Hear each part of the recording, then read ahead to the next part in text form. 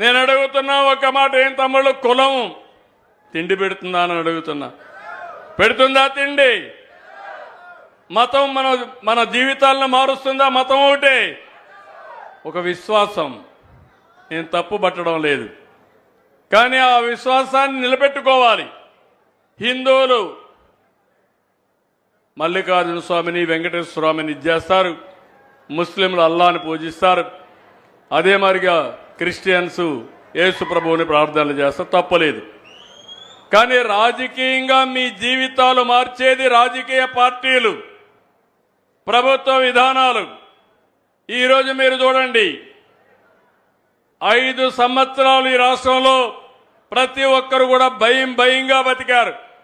నేను ఎక్కడ పోయినా మీ ముఖంలో ఆనందమే కనపడేది కాదు, చిరునవ్వే కనపడేది కాదు. ఇప్పుడు ఎవరిలో చూసినా స్వాతంత్రం వస్తే ఎంత ఆనందంగా ఉంటారో అంత ఆనందంగా ఉన్నారు మీరందరూ. అవునా కాదా అని అడుగుతున్నా.